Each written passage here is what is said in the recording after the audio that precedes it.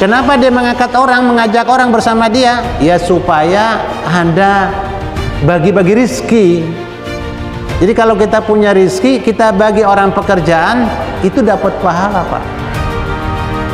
Makanya salah satu pemimpin Indonesia dulu pernah bilang, bercanda ini dengan mahasiswa di Australia, yang masuk Islam tuh singkoh no katanya. Emang kenapa? Itu karyawannya sampai ribuan. Lah kita ini nggak punya pabrik, katanya nggak punya perusahaan, nggak punya pasar. Mereka yang punya pasar. Berapa orang yang dagang di situ? Berapa orang yang kerja di situ? Berapa orang yang dapat rezeki dari situ? Nah, begitu. Jadi Abu Dzar itu mengangkat orang, maksudnya memberikan pekerjaan.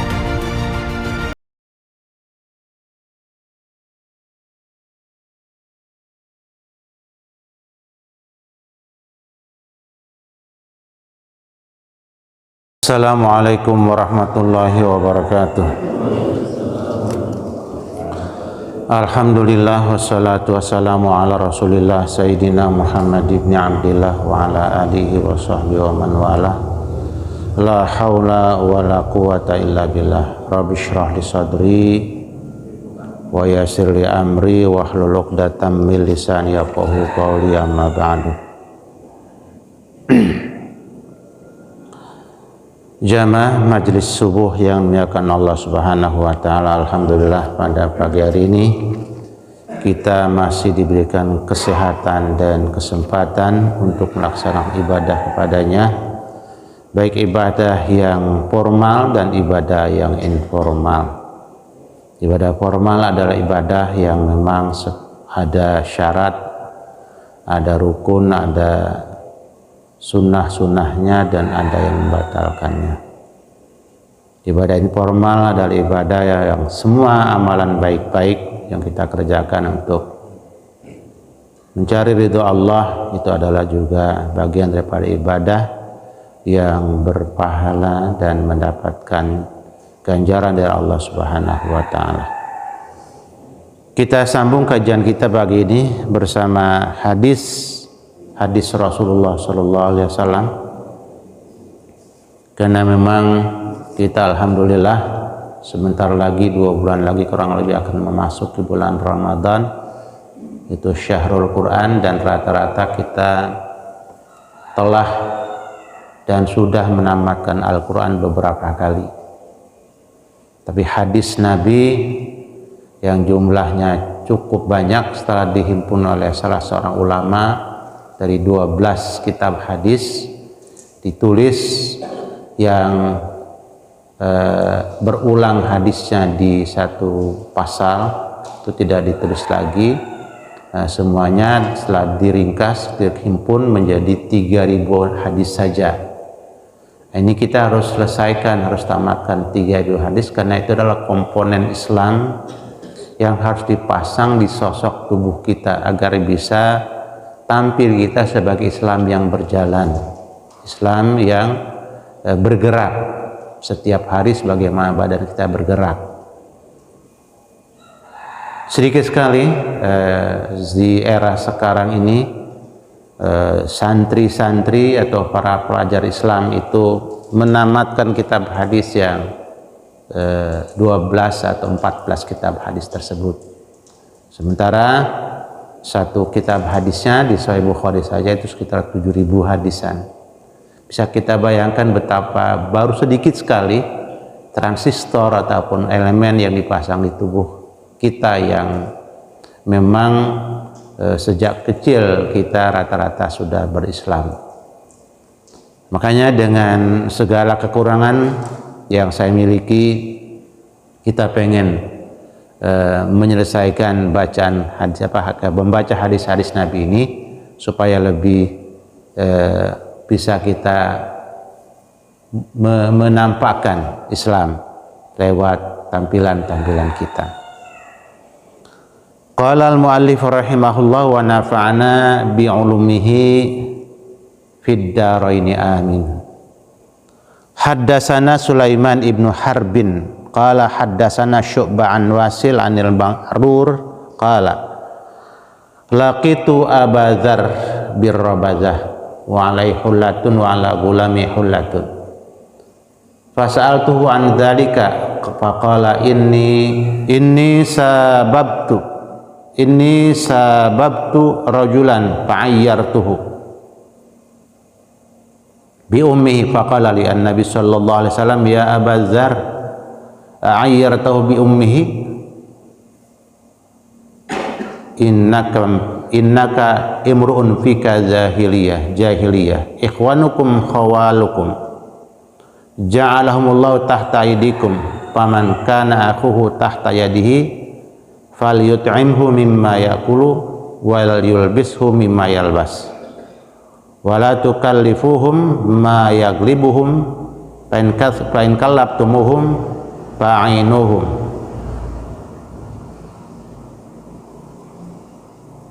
Dari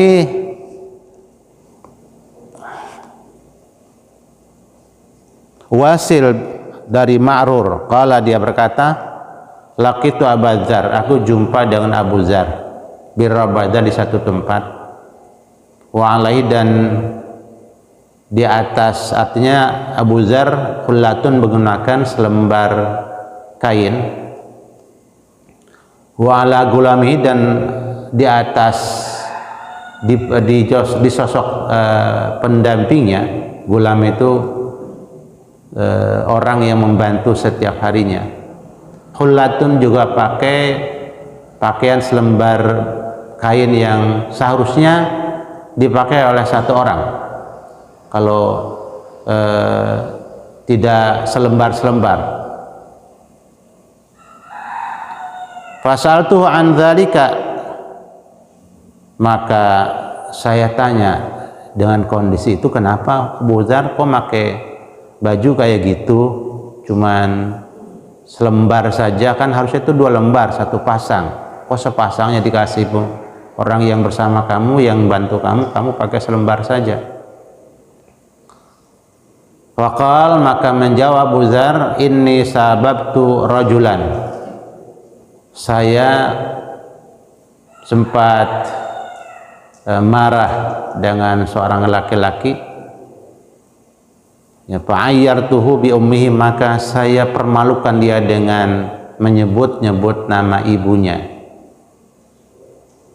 Ya, itu kan biasa, kisah kita sering dengar tuh di kalangan anak-anak kecil, suka memperolok-olok bapak dari teman-temannya, kemudian ibu juga dari teman-temannya. Faqala lin Nabi sallallahu alaihi wasallam, maka Nabi kita Muhammad sallallahu alaihi wasallam memberikan arahan kepada Abu Dzar. Ya Abu Dzar, Abu Dzar diingatkan oleh Rasulullah. A'ayyartahu bi ummihi, apakah engkau mengolok-olok ibunya karena kau marah dengan dia? Innaka imru'un fika jahiliyah, masih ada, sesungguhnya di sosokmu masih ada sifat-sifat jahiliyah, sifat-sifat ketidakmengertian, kalau bahasa asalnya sifat-sifat kedunguan dan kebodohan. Kenapa kamu marah lalu ibunya yang kau perhinakan dan kau rendahkan? Kenapa kau marah dengan seseorang, bapaknya yang kau hinakan dan kau olok-olok? Begitu kata Rasulullah.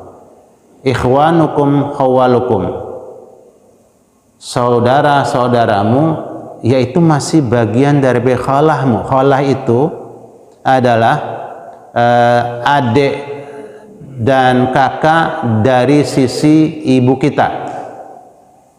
Kalau kita kan tidak ada bedanya. Kalau dalam bahasa Arab sangat jelas, khalak, khalak. Pamanmu datang dari mana? Dari kalau udah khala itu pasti dari sisi ibu.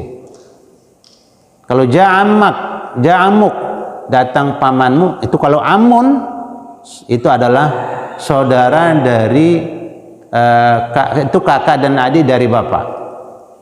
Kita semuanya bilang paman. Makanya bahasa Arab itu Masya Allah kaya banget, dan langsung paham kalau khalaq, oh ya, paman saya dari ibu nih datang. Ja'amuk, datang paman, oh paman saya dari ayah datang. Nah sini kita dalam berkeluarga, dalam berteman, bersahabat sehariannya, teman-teman kita itu seperti saudara dari ayah dan ibu kita, kakak beradik dari ibu kita. Kalau kita punya teman, sekali lagi teman semua, ya, saudara-saudara kita itu seagama, sebangsa dan setanah air, mereka adalah saudara ibu kita. Sementara ibu itu adalah orang yang mendapat penghormatan 3 kali dari seorang anak. Ya, ketika ada seorang sahabat bertanya kepada Rasulullah, "Ya Rasulullah, man ahaqqun nasi bi husni suhbati?" Wahai Rasulullah, siapa sih orang yang paling punya hak dari saya untuk saya berbuat baik kepadanya?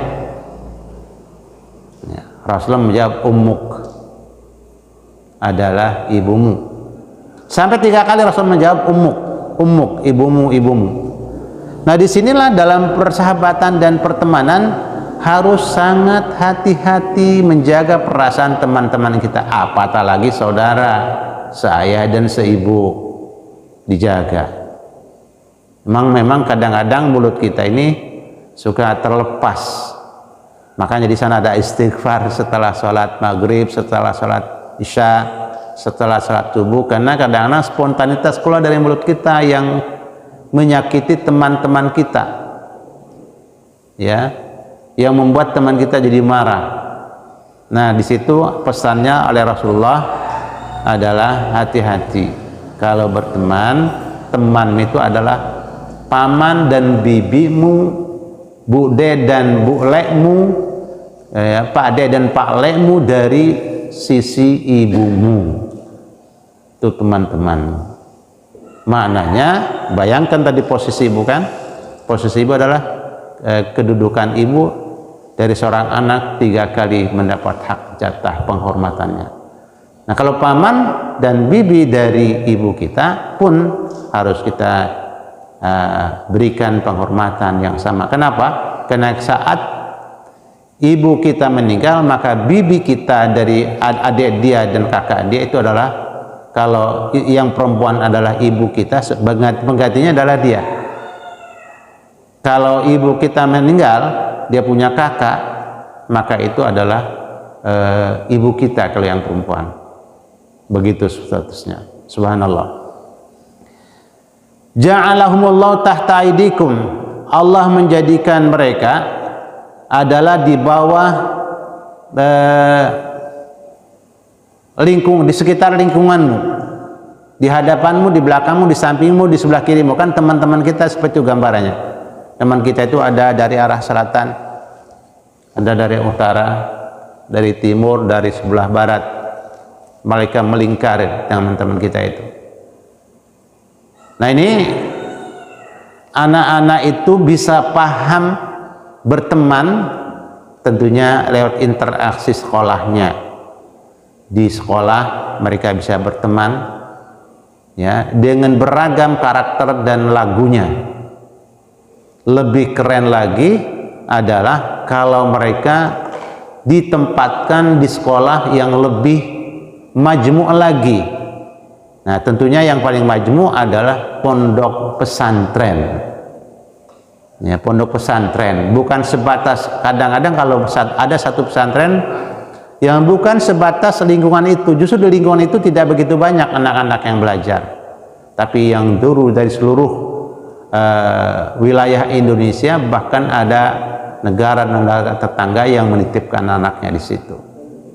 Nah disitulah anak-anak kadang-kadang karena kebiasaan di rumah cuma ayah dan ibu dan temannya segelintir, yang kadang-kadang dia sudah menguasai apa yang ada di sekitar rumahnya. Begitu masuk ke lingkungan yang lebih besar lagi, subhanallah, dia panik, dia menangis, dia protes segala macam.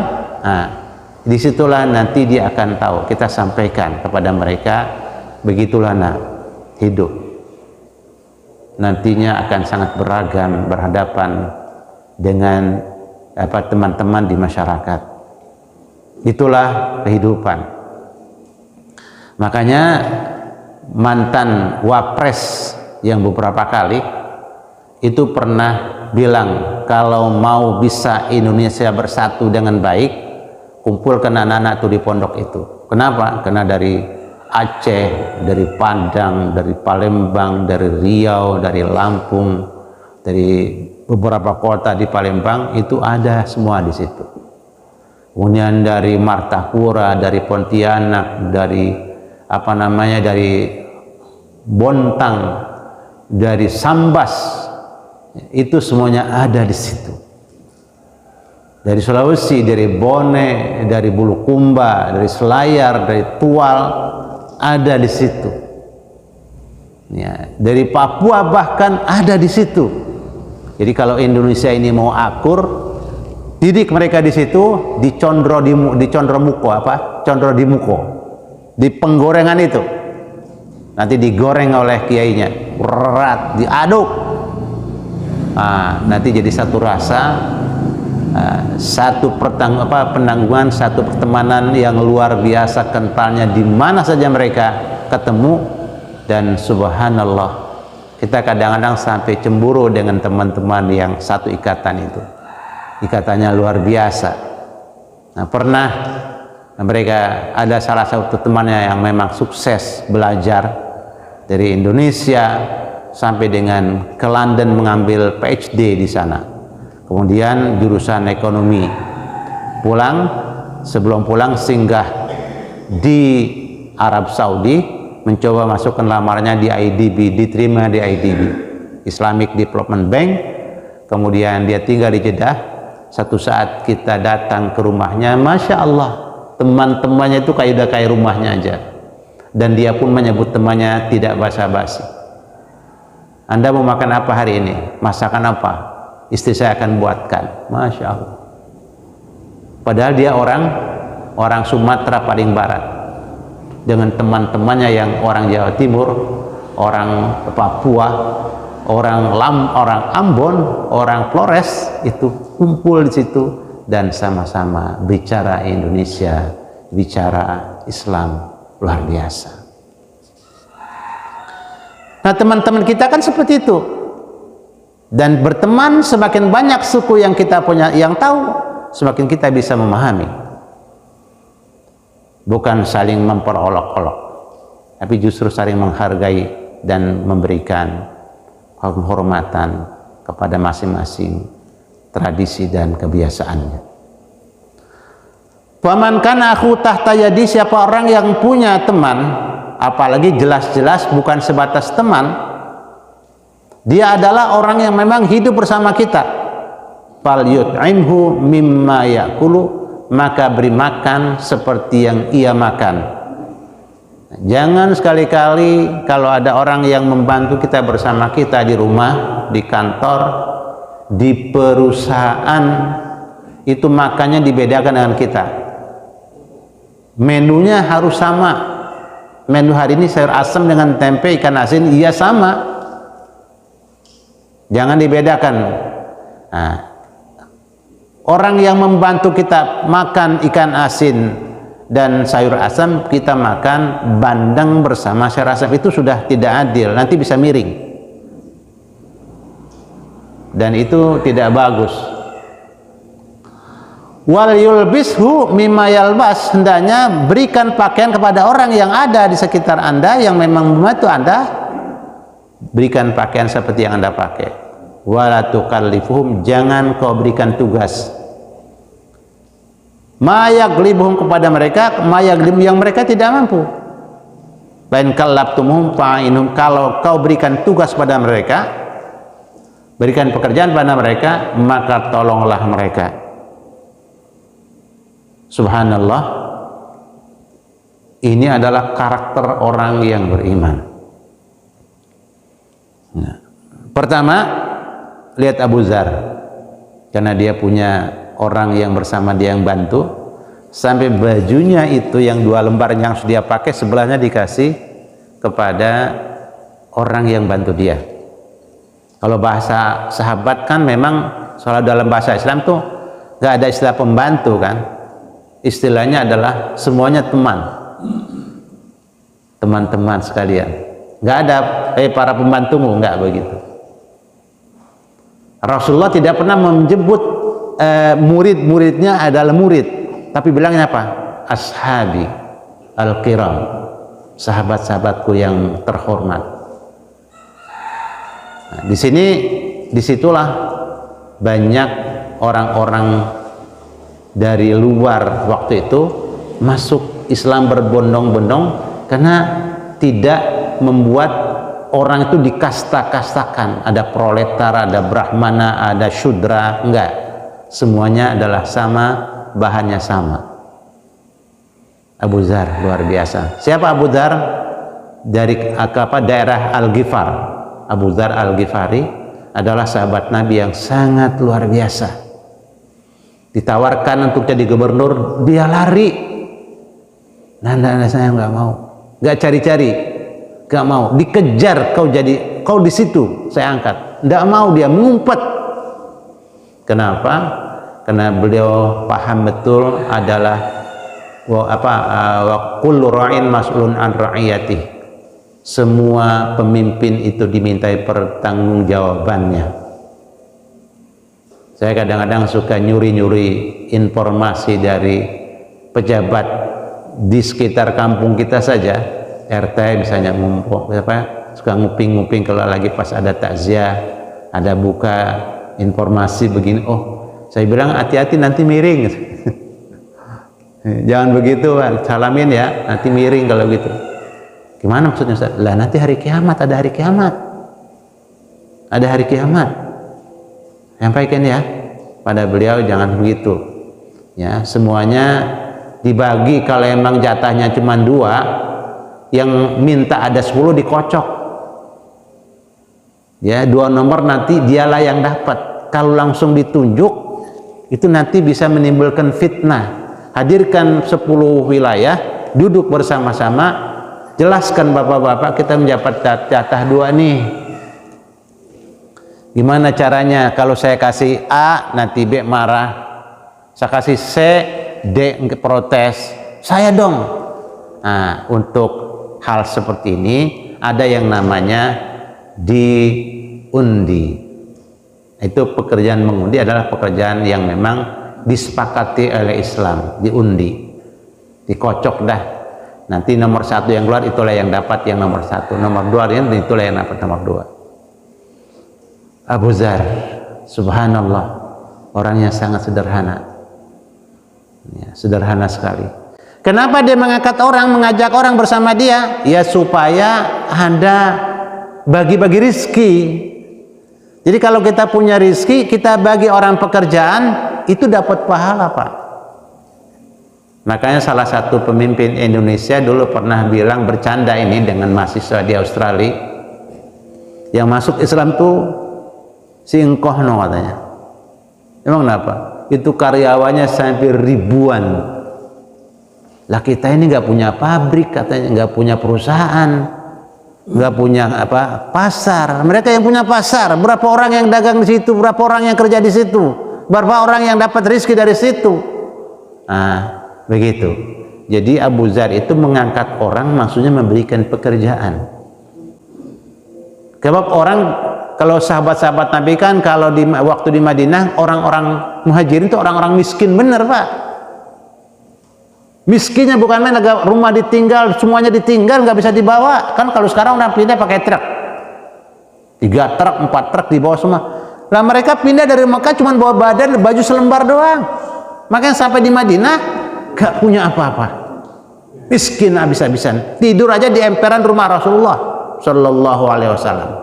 Tapi apa yang terjadi mental mereka dibangun dari Rasulullah sedemikian rupa. Ketika ada orang Madinah mau bagi tanahnya sepetak menjadi spasing 2 petak, dia sepetak, orang Madinah sepetak, orang muhajirin tidak mau nerima. Kasih saya pekerjaan, kata dia. Mana kebunmu? Itu saya nanti kuli di situ, saya kerja di situ, nanti kau gaji saya berapa? Saya tidak mau ngambil tanahmu. Apa kata orang nanti? Ya sekarang memang masih kayak gini, tapi nanti kalau maju, kalau terus berkembang, saya sukses, apa kata orang? Apa tak keluargamu? Enggak, saya tidak mau dibagi. Saya maunya adalah bekerja. Nah, mana kalau apa tokonya kamu? Mana warungnya kamu? Warung saya ini yang ini. Saya akan menjadi pelayan tokomu di sini. Begitu. Nah, ini adalah yang memang anak-anak kita itu masih kalau belajar, kalau sekolah, kalau menuntut ilmu persepsinya adalah kerja, bukan buat kerjaan. Harusnya kan buat kerjaan. Ya. Kalau kata kiai itu buat perusahaan.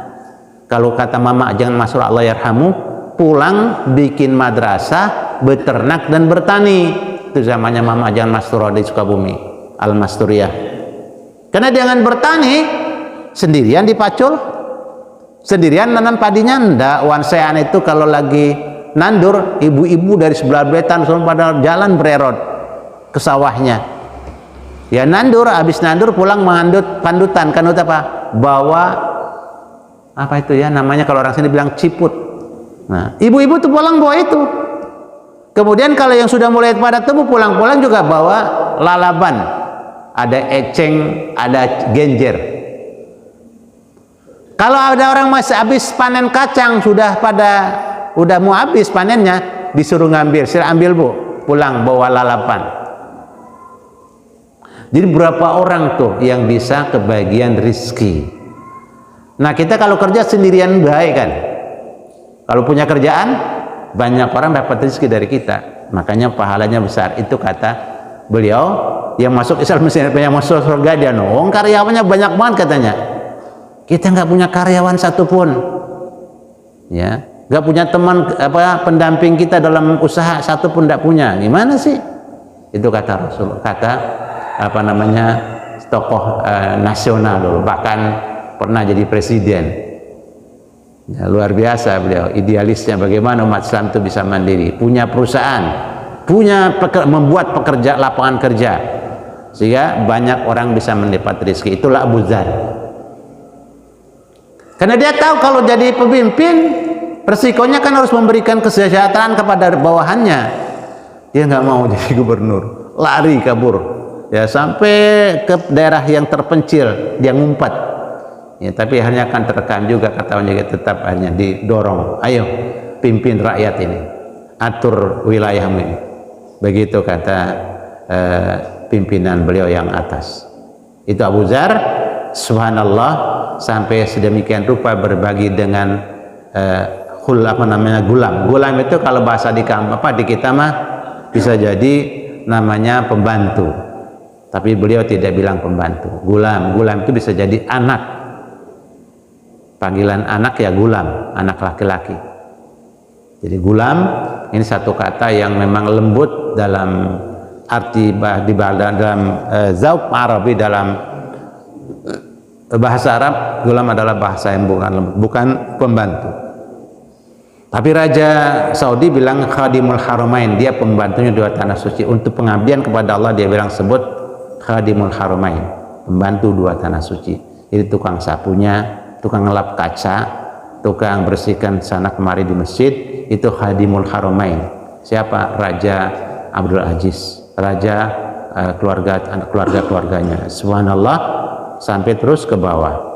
Nah tentunya tidak dia yang cuman dia mengeluarkan biaya, anggarin tuh dua masjid tanah suci, biayanya dari pemerintah untuk dijaga kebersihannya. Di sanalah ada orang Indonesia, orang Pakistan, orang Bangladesh yang ikut menjadi merbot di dua masjid besar tersebut.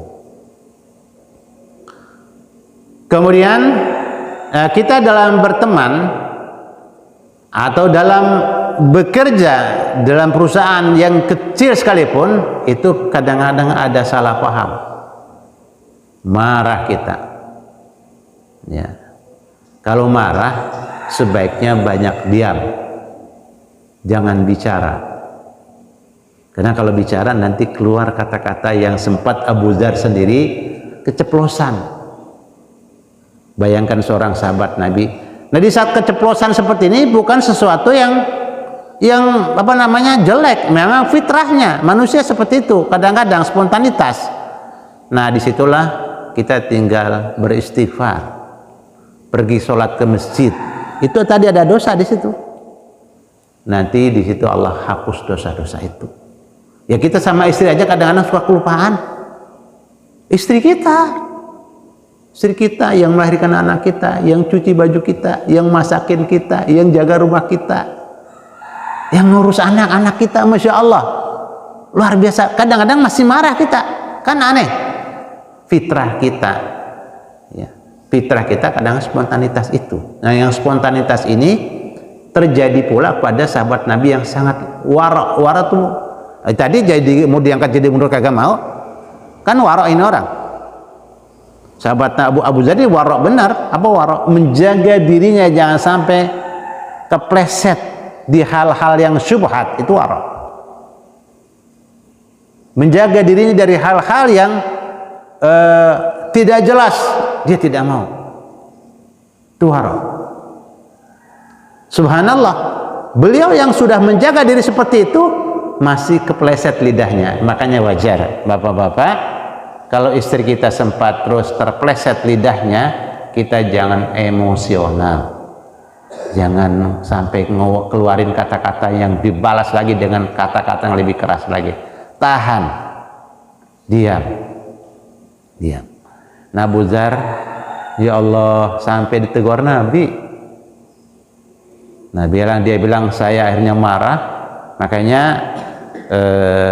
di sana tuh kalau bercanda, kalau lagi marah-marah sesama anak-anak aja, kita dengar kuping kita sampai nggak enak. Berbulu kuduk menini, karena dia marahin ibu temannya. Ya. Ibunya dia dicaci maki sama dia. Bapaknya dicaci maki. Nah, sebagian anak-anak juga kesukaan kita dengar tuh suka memperolok-olok bapak temannya, ibu temannya. Itu adalah harus segera diingatkan, karena memang itu bisa terjadi di mana-mana, sampai di tingkat sahabat Nabi Muhammad SAW pun terjadi. Nah, kita juga seperti itu, bisa terjadi kepada istri kita, dan sebaliknya istri kita pun bisa terjadi kadang-kadang marah kelepasan.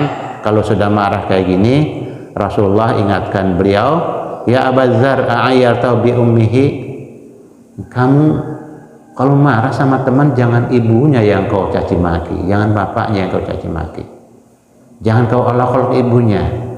Kamu masih ada sifat jahiliyah itu. Nah, ini sifat jahiliyah, sifat kebodohan ini terus bergerak kan, karena ada setan, ya ada setan yang mendorong-dorong gitu. Nah, terus, kita disitulah dakwah atau mengingatkan tidak boleh pernah berhenti. Ya paling tidak kan kita mikir-mikir dah, setelah ini marah sama istri kan begitu. Kenapa? Ya Allah, istri kita yang melahirkan anak-anak kita, yang menjaga rumah kita, kemudian yang membereskan baju kita, yang menyiapkan teh pagi-pagi dan kopi buat kita. Tapi kalau istri nggak ada seminggu, Masya Allah, itu teh kagak ada, Pak, kita masak sendiri, kagak bisa kita.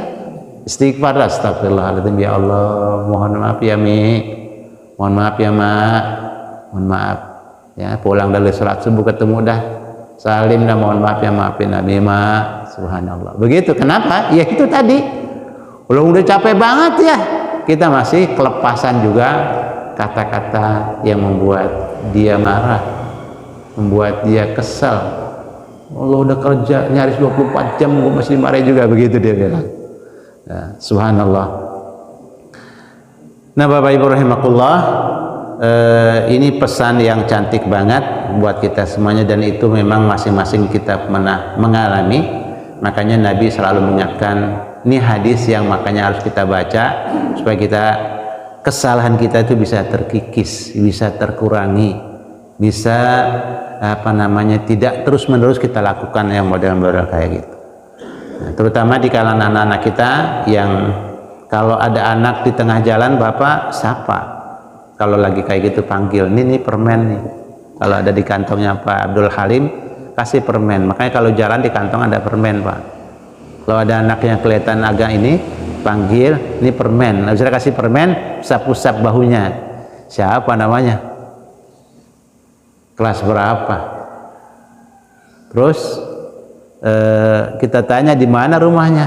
Nah, setelah itu baru kita masuk. Tolong besok ya, kalau marah dengan teman, kalau bercanda tidak boleh memperolok-olok ayah teman dan ibu teman, dosa, di malaikat marah. Nah, jadi jangan ujuk-ujuk juga dimarahi, wih, enggak juga.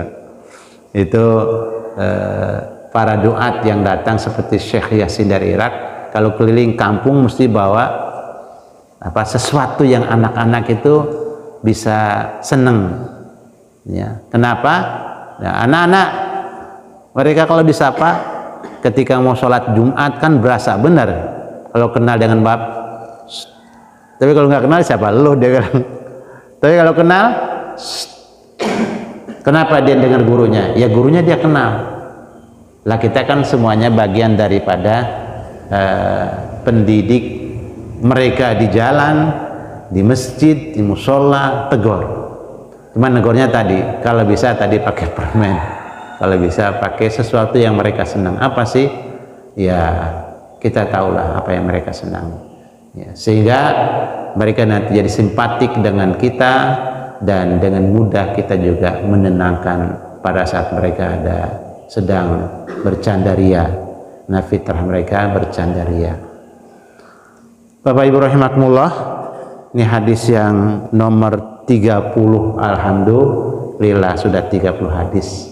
Kalau pesan guru saya Syekh Amiruddin Rasul, usahakan bapak-bapak kita ini usahakan baca hadis terus. Kalau Quran alhamdulillah Ramadan itu musimnya, tapi hadis ini biar kita selesaikan. Salah satunya ini, ternyata Abu Dzar luar biasa memberikan pelajaran. Nah, itu pelajaran apa yang terjadi pada dia jadi pelajaran buat kita semua, sehingga kalaupun kita sempat marah, ya marah kepada dia, kepada teman, pada karyawan, kepada bawahan, silakan ingatkan. Jangan tanya bapakmu siapa sih, nggak usah gitu. Makmu siapa sih, nggak gitu. Jadi maknya sama bapaknya jangan dibawa-bawa, ingatkan saja besok.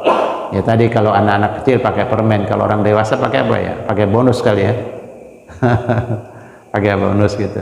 Tetap pakai gelas ya. Ini tolong ambil hadiah atau di lemari. Kasihkan udah dia. Ya, ngobrol jam berapa tadi berangkat. Udah ngopi apa belum? Setelah ngopi tanya sana baru masuk kepada poin ngomong-ngomong besok. Ini ada yang kurang pas nih. Apa? Tadi Anda marah-marah sama orang Grab. Kenapa? Lah orang Grab kan mau ngantarkan makanan buat Anda, terus Anda kok begitu ngomongnya? Nah, jadi jangan begitu, mentang-mentang Anda di sini duduk di kursi di ruangan ber-AC, mereka bawakan makanan buat Anda, terus Anda kan bisa keluar untuk jemput, karena ada security nggak bolehkan masuk dia, karena security itu tanggung jawabnya berat. Kalau ada apa-apa, kamu keluar, nah masih turun, sementara ambil makananmu buat menyenangkan. Jadi kalau dia pulang nanti kamu nggak bayar, gimana itu makanan? Dosa kamu, dosa berapa kali menyakitkan orang yang bawain makanan buat kamu itu. Jadi seperti itu. Nah, itu pimpinan yang hebat. Ini hadiah buat kamu nih, besok yang diulang lagi. Ya, keren banget. Ini muamalah interaksi dengan teman-teman. Jadi sekali lagi, Nabi tidak pernah bilang murid, apalagi pembantu. Nabi selalu bilang sahabat. Sahabatnya ada, siapa namanya? Anas bin Malik, luar biasa.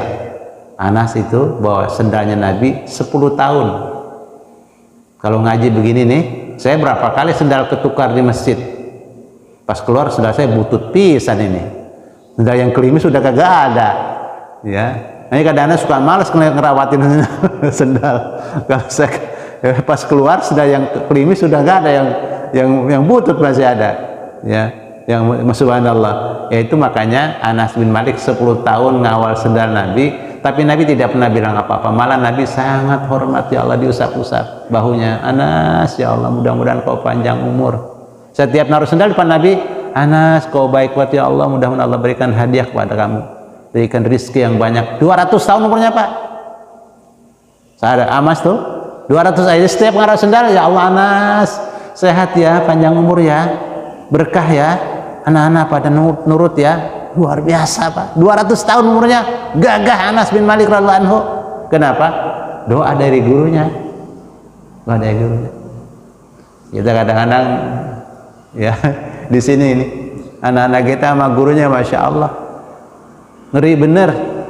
Yang ngeri bener kalau di sekolah ngeri bener. Anak-anak Masya Allah sama gurunya nggak kenal. Karena emang nggak mendengar kenal Anas bin Malik, nggak kenal. Nabi tidak pernah menganggap dia sebagai pembantunya, tapi Masya Allah di dekatnya, dimanjakannya itu Anas.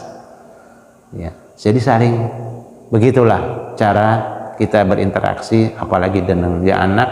Dunia anak adalah dunia yang memang ingin mendapat perhatian khusus dari kita. Wallahu a'lam bishawab. Baik Bapak-bapak, kita tutup pertemuan kita dengan ucapan hamdalah, alhamdulillahirabbil alamin. Istighfar, astaghfirullahaladzim, astaghfirullahaladzim, astaghfirullahaladzim. Doa kafaratul majelis, subhanakallahumma wa bihamdika asyhadu an la ilaha illa anta astaghfiruka wa atubu ilaik. Wassalamualaikum warahmatullahi wabarakatuh.